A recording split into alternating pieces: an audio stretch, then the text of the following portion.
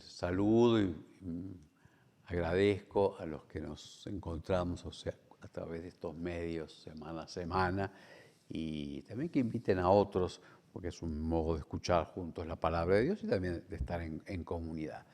Seguimos leyendo en el capítulo, escuchando el capítulo 14 de San Mateo. Después de la multiplicación de los panes, Jesús obligó a los discípulos que subieran a la barca y pasaran antes que él a la otra orilla, mientras él despedía a la multitud. Después subió a la montaña para orar a solas. Y al atardecer todavía estaba allí solo. La barca ya estaba muy lejos de la costa, sacudida por las olas, porque tenían viento en contra. A la madrugada Jesús fue hacia ellos caminando sobre el mar. Los discípulos, al verlo caminar sobre el mar, se asustaron. Dijeron, es un fantasma, y llenos de temor se pusieron a gritar. Pero Jesús les dijo, tranquilícese, soy yo, no teman. Entonces Pedro le respondió, Señor, si eres tú, mándame ir a tu encuentro sobre el agua. Jesús le dijo, ven. Y Pedro, bajando de la barca, comenzó a caminar sobre el agua en dirección a él. Pero al ver la violencia del viento tuvo miedo y como empezaba a hundirse, gritó, Señor, sálvame. Enseguida Jesús le tendió la mano y lo sostuvo mientras le decía, hombre de poca fe, ¿por qué has dudado? En cuanto subieron a la barca, el viento se calmó, los que estaban en ella se postraron ante él diciendo, verdaderamente tú eres el Hijo de Dios. Son dos escenas, por un lado Jesús, que se queda a orar solo y nos muestra el centro de la vida de Jesús, que también como centro nuestro, la oración, la relación con el Padre, la nuestra con Cristo en el Espíritu hacia el Padre. La oración no es algo sobrante, es más que el alimento del alma del ser del hombre. Así que es una invitación a la oración. Y en segundo lugar está esa experiencia, los despide, van en la barca y la barca se sacude en medio de la tormenta, están asustados.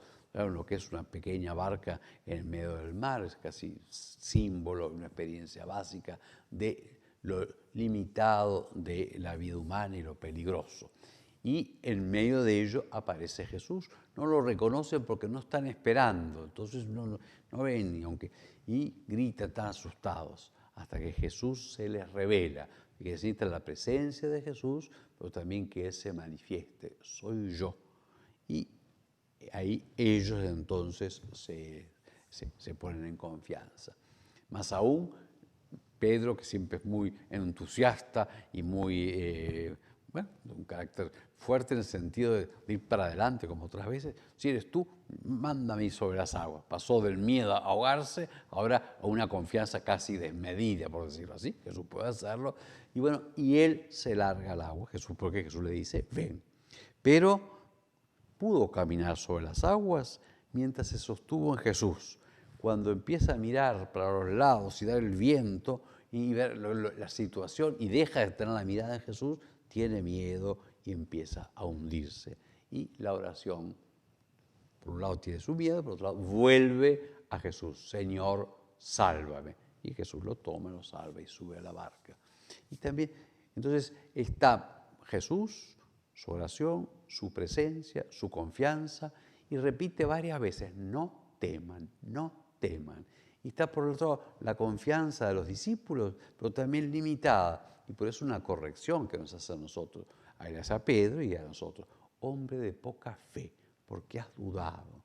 La fe no es la medida de nuestro sentimiento, sino que el acto por el cual con nuestra voluntad nos apoyamos en Jesús. En Jesús para la necesidad que tenemos, acá la de no hundirnos, pero en último término Jesús para que Él nos salve conduciéndonos de la mano como a Él le parece. Pues una invitación a la confianza, a la fe como confianza, pero también es de abandono y también es de seguimiento. Que el Señor nos renueve. Así como nos dice, no teman, también nos dice, no, porque has dudado, hombre de poca fe, y al mismo tiempo nosotros queremos ya con los apóstoles y con la fe de la Iglesia renovar la fe. Verdaderamente tú eres el Hijo de Dios, en ti está toda nuestra confianza.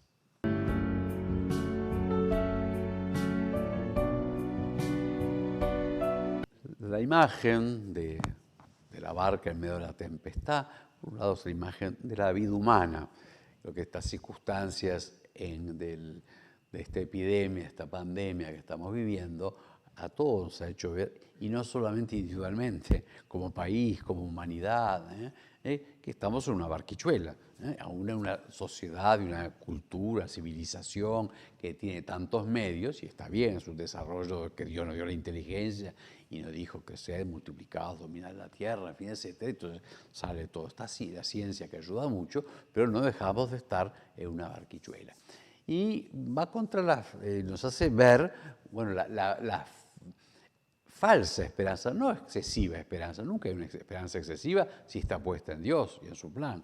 Ahora es falsa si nos lleva a creernos una especie de superhombre, nos llevamos el mundo por delante, sea personalmente, sea un momento de la cultura, sea la sociedad. Entonces, un llamado nos hace la pandemia, un llamado a la humildad, un llamado, y no es que Dios sea una especie de tapa agujero, cuando no podemos le vamos a referir a Él. No, siempre. Lo que nos hace ver la pandemia no es solo el virus sino la condición humana, maravillosa, capaz de llevar las cosas en muchos sentidos, que nos hace responsables, y bueno, y los distintos trabajos y ciencias que construyen la sociedad.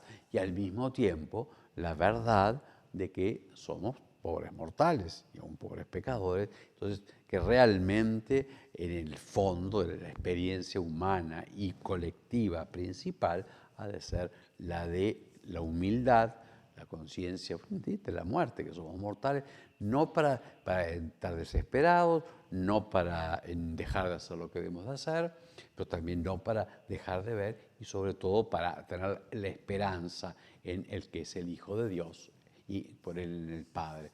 Entonces una mirada global y en eso un poco todo lo que escuchamos todo el día, ¿no? Es una mirada cortada, como los problemas y sus soluciones son nada más que las soluciones humanas. Entonces, o es más policía, o es más medicina, o más plata aquí, y está, o los jueces interviniendo, o más presos, en fin, la cantidad de diferentes problemas, ¿no?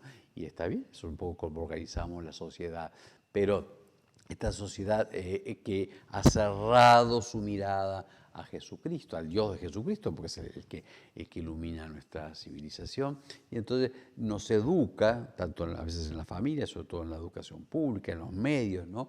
Una mirada cortada, en lo cual si quiere, además, bueno, si alguno quiere en privado pensar, pero hace que la cultura, la visión común, sea amputada, sea recortada y no vivamos en plenitud la existencia humana, que pide ver esa caducidad, esa debilidad, bueno, ese peligro constante. O sea, el virus, salimos a la calle y nos pueden pisar. Así que no es, repito, para estar desesperado, sí para ver con humildad lo que somos y para realmente ver al Señor que está con nosotros y abrirnos a Él en la verdadera confianza y también en el llamado que nos hace Dios al más allá. Y un segundo elemento, la barca es símbolo de la iglesia. O sea, nuestra fe y nuestro bautismo y su vivencia en la Eucaristía, en la misa, es personal y comunitaria. Cristo crea una comunidad con los apóstoles y a ellos les entrega la iglesia. Hoy Él por ellos y el Espíritu Santo va haciendo la iglesia. Y la barca de la iglesia es sumamente débil. De verdad somos nosotros, así que no nos escandalicemos ni nos parezca raro que en la iglesia haya problemas y que aunque haya pecado. Y cuando digo la iglesia, incluyo al Papa, incluyo al obispo, pero incluyo también cada uno de los bautizados, cada uno de nosotros, cada comunidad en concreta. Cuánto esta iglesia débil en su fe, débil en su confianza, débil en su marcha, azotada por los vientos, sobre todo del pecado, de la carne, de la muerte, de la falta de fe, que es la mayor y fe verdadera en Jesucristo. Sin embargo, la iglesia, si bien cada uno de nosotros podemos hundirnos como Pedro, la iglesia en su conjunto siempre Porque la iglesia, cuando digo yo creo en la iglesia, es creo en Jesucristo, cabeza de la iglesia, que la fundó y la asiste. Creo en el Espíritu Santo que está en ella. Creo en la iglesia como pueblo de Dios, pueblo del Padre. De modo que nos lleve también a un realismo, no escandalizarnos porque haya debilidad en la iglesia, sí buscar corregir por la oración, por la penitencia, por nuestra propia conversión y renovar la confianza en que Cristo en esta navecita con los apóstoles nos va llevando en este camino de la vida hasta el puerto definitivo que es la vida eterna. También en ello el Señor nos acompañe, así como nos diga frente a la iglesia que Él funda, en la cual Él vive y actúa frente a esta navecita, hombre de poca fe, porque has dudado y no vives en ella, así como también la confianza en ella y tomar la fe de la iglesia que siempre confía en Cristo y siempre proclama verdaderamente tú eres el Hijo de Dios.